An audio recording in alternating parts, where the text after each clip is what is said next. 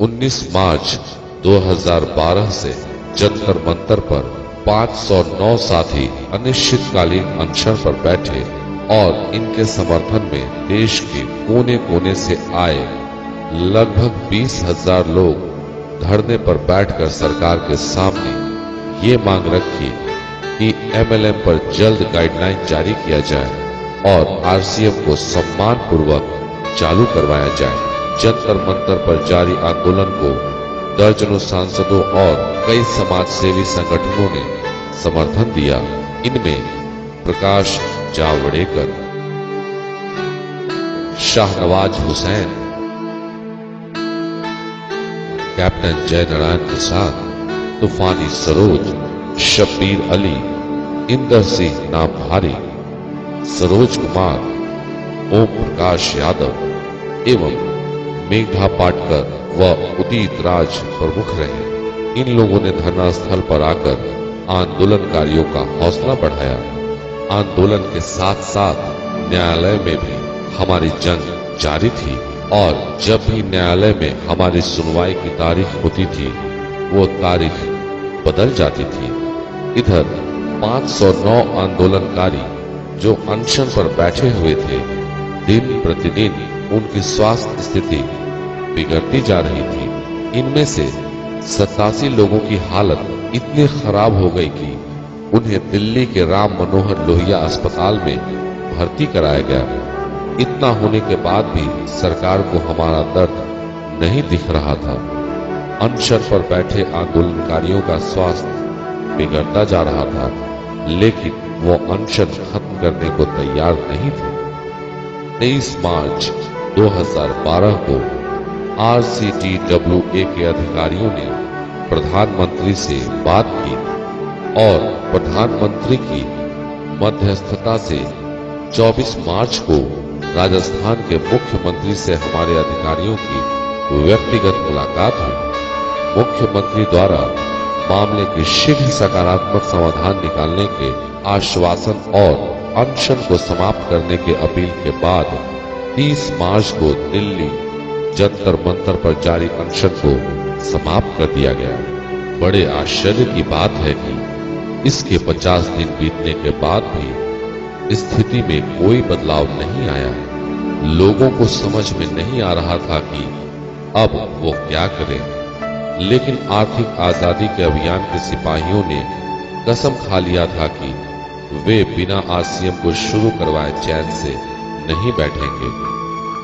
RCTWA ने एक बार फिर से पूरे देश के सच्चे आरसीएम सेवकों को 9 मई 2012 से जयपुर स्टैच्यू सर्किल स्थित उद्योग मैदान में इकट्ठा होने का आह्वान किया और स्पष्ट कर दिया कि इस बार वे किसी की बातों में आए बिना इस जंग को तब तक जारी रखेंगे जब तक कि हम जीत नहीं जाते, जब तक कि एमएलएम गाइडलाइन मिल नहीं जाता और आरसीएम पुनः शुरू नहीं हो जाती।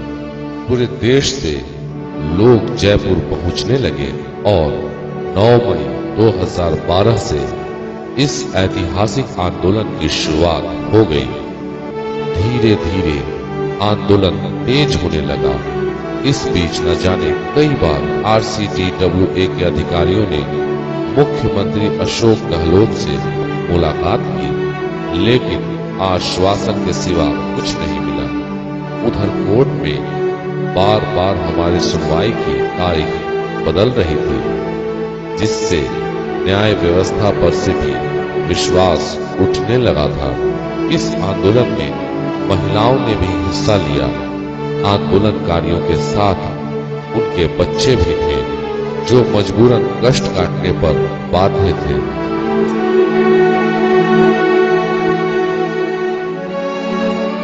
सरकार की हठ धर्मिता से इनकी पढ़ाई लिखाई बाधित हो रही थी और इनका भविष्य खराब हो रहा था।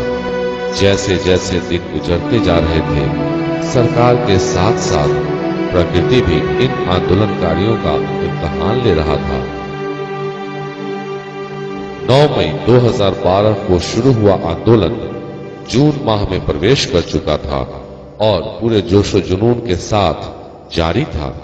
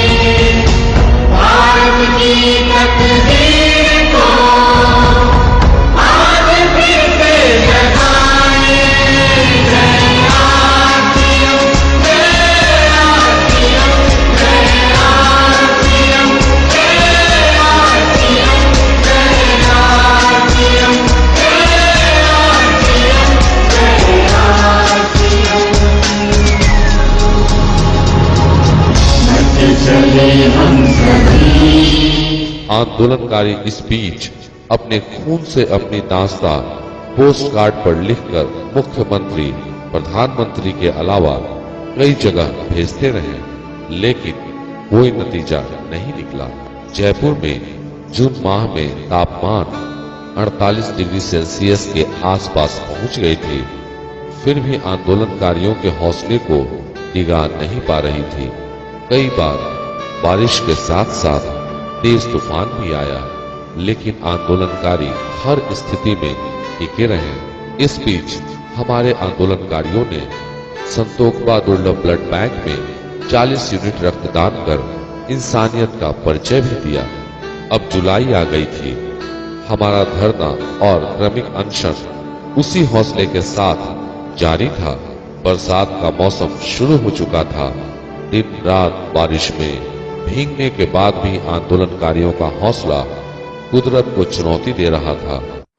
किसी से भीख मांगते, अपना हक मांगते, नहीं किसी से भीख मांगते, अपना हक मांगते, नहीं किसी से भीख मांगते। मेरे पर कोई नहीं लाना होगा, लाना होगा, लाना होगा। मेरे पर कोई नहीं लाना होगा, लाना होगा, लाना होगा। चालू करो भाई, चालू करो, आरसीएम को चालू करो, चालू करो भाई, चालू करो, आरसीएम को चालू करो, चालू करो भाई, चालू करो, आरसीएम को चालू करो। राजस्थान सरकार मुर्दाबाद, मुर्दाबाद, मुर्दाबाद। राजस्थान सरकार मुर्दाबाद, मुर्दाबाद, मुर्दाबाद। रोजी रोटी दे न सके तो, रोजी रोटी दे न सके तो, रोजी रोटी दे न सके तो सरकार निकम्मी है, सरकार निकम्मी है, सरकार निकम्मी है, रोजी रोटी दे न। उनका जज्बा ये चीख चीख कर कह रहा था कि प्रलय ही क्यों ना आ जाए, बिना इस लड़ाई को जीते हुए यहाँ से जाने वाले नहीं हैं।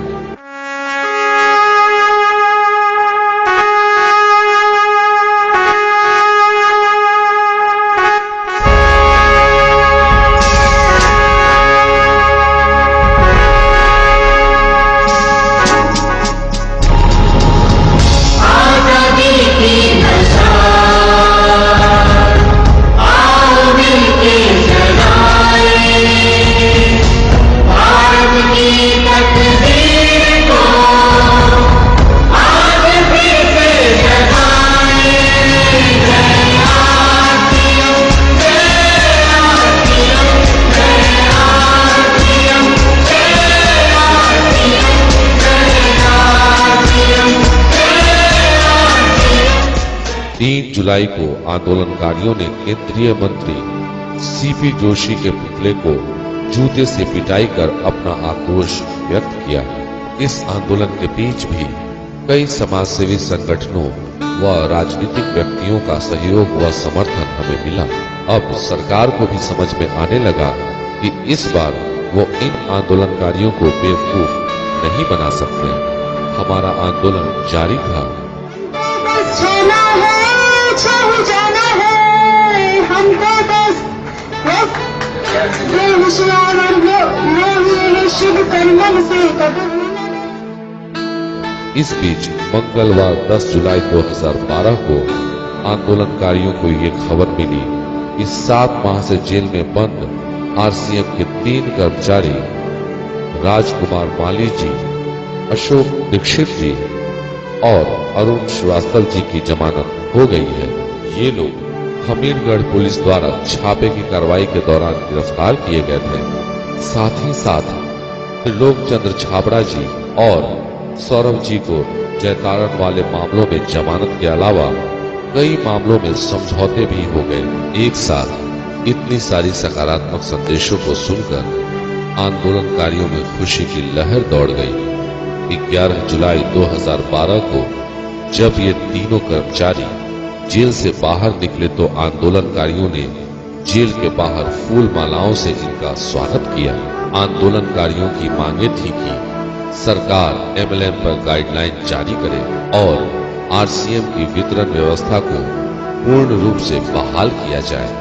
सरकार ने एक चाल और चली, उसने गाइडलाइन भी बना दी, लेकिन उस गाइडलाइन का पालन करते हुए RCM कभी शुरू नहीं हो सकती थी।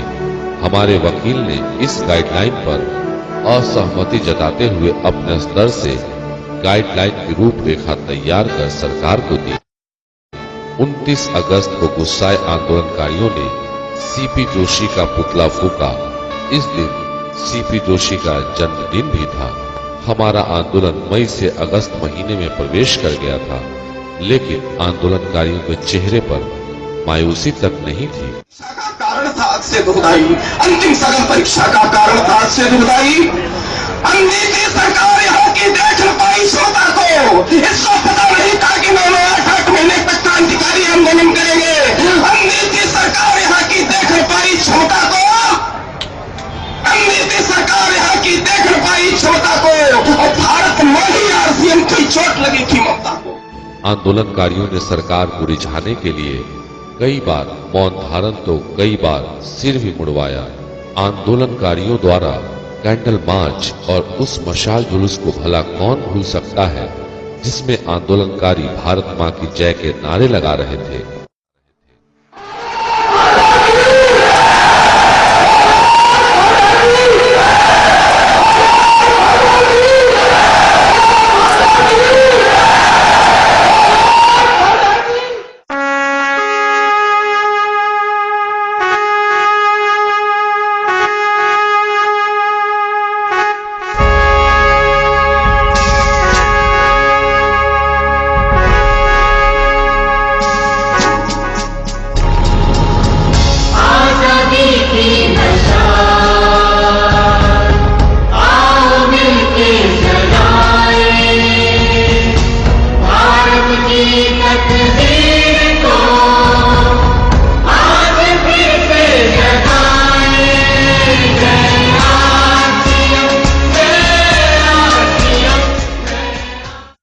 अब हवा का रुख बदलने लगा था।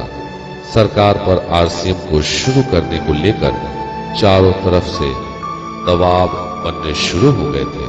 अब RCM आंदोलनकारियों की तपस्या रंग लाने लगी थी। शायद इसी कारण 13 अगस्त 2012 को राजस्थान के मुख्यमंत्री अशोक गहलोत उद्योग मैदान में चल रहे धरना और क्रमिक अनशन पर आए और आंदोलनकारियों की प्रशंसा करते हुए कहा कि आपका काम अब बहुत जल्द हो जाएगा। इन बातों से हमारे आंदोलनकारियों को ज्यादा खुशी नहीं हुई, क्योंकि इस तरह के आश्वासन उनको कितनी बार मिल चुकी थी। धरना जारी था। अब सकारात्मक खबरों का सिलसिला शुरू हो चुका था। 14 अगस्त 2012 को कंपनी के फ्रीज खातों को खोलने की याचिका पर हाई कोर्ट में सुनवाई करते हुए उन्हें खोलने के आदेश दे दिए।